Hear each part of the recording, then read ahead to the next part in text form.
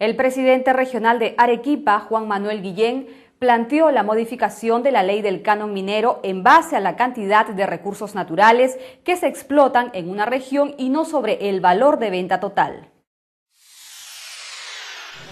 En representación de la Asamblea Nacional de Gobiernos Regionales, Juan Manuel Guillén Benavides afirmó que a fin de detener el conflicto social entre Moquegua y Tacna pedirán la modificación de la ley del canon en base a los recursos naturales que se extraen de una zona. Nosotros compartimos el criterio de que haya contabilidades regionales y separadas, de tal manera que los recursos naturales de cada región sean los que constituyan la base para el canon de cada región.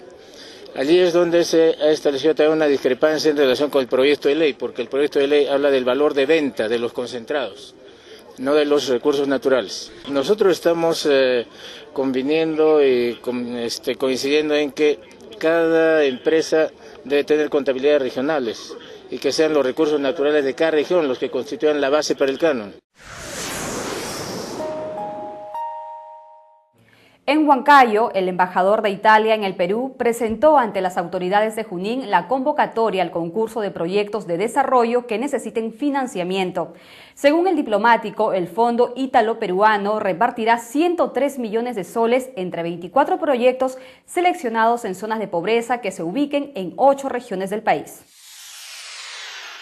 El embajador de Italia, el señor Francesco Ranzi, en visita a Huancayo realizó la convocatoria de presentar proyectos 2008 a fin de que puedan ser beneficiados. Por ello, dijo: Estos son los sectores que se reflejen más en la lucha contra la pobreza, son las infraestructuras, la agricultura, las escuelas, la capacitación. Por otro lado, la directora italiana del FIP, Fondo Ítalo-Peruano, en entrevista refirió: Italia integró la iniciativa internacional en favor de los países en vías de desarrollo para aliviar la deuda.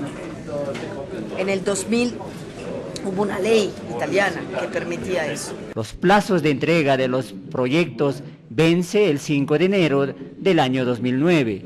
Tal como se puede apreciar, también estuvo presente el ingeniero Jesús Tamayo, jefe del área técnica del FIP.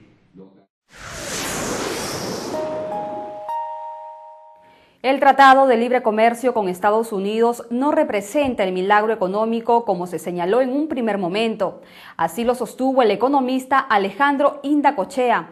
Por ello, ante la crisis financiera mundial, es necesario dar valor agregado a nuestros productos de exportación y buscar nuevos nichos de mercado. La crisis financiera de los Estados Unidos ya repercute en nuestra economía. Prueba de ello es la caída de las exportaciones textiles. Y ante la pronta entrada en vigencia del Tratado de Libre Comercio con Estados Unidos, se debe tener en cuenta que no todo es como lo pintan.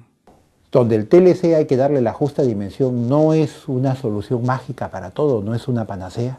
No es el millón de empleos que se iban a generar mágicamente y que lo han mencionado gobiernos del pasado. Se ha ampliado a un año el ATPDA, tiempo más que suficiente que nos da para hacer todos los ajustes y podamos tener un TLC con Estados Unidos vigente.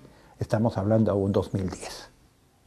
Pero más allá de análisis económicos que divagan en torno al tiempo en que se superará esta recesión, que por el fenómeno de la globalización impacta a todos los países, es hora de aplicar soluciones. ¿Cuál es la opción? La opción a un mercado recesado no es continuar haciendo más de lo mismo, sino exportar con productos que tengan un mayor valor agregado, marca, calidad, exclusividad para ese mercado. Y el otro sector que se debe ver impactado es agroindustria. Agroindustria de exportación, donde nosotros vamos a nichos exclusivos. Evidentemente tenemos que insistir en ese mercado o buscar nuevas opciones, nuevos mercados en el mundo. En tanto, desde el Ministerio de Economía y Finanzas se informó que si la crisis se agudiza, se podrán usar los recursos ahorrados en el 2007 y 2008 para compensar la caída de la demanda por nuestros productos. ¿Ello será suficiente?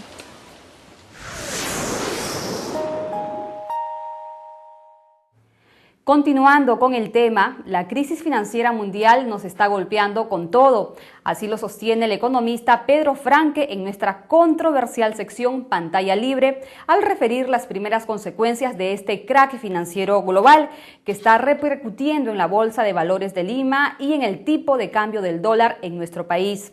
Asimismo, se refirió a la inconveniencia de un TLC con Estados Unidos y China en estos momentos.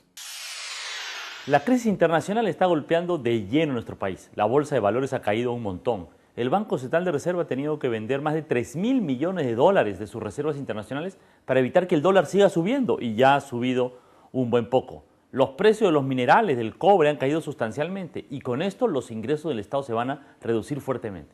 Alan García estaba totalmente equivocado cuando dijo que esta crisis no nos iba a afectar, que estábamos blindados o que no había problemas.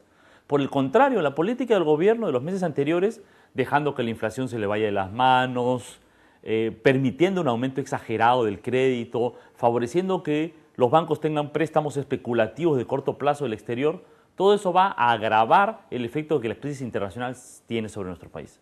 De hecho, este es el peor momento para hablar de un TLC con Estados Unidos o con China, cuando esos países están entrando en recesión y cuando la economía norteamericana le está yendo muy mal.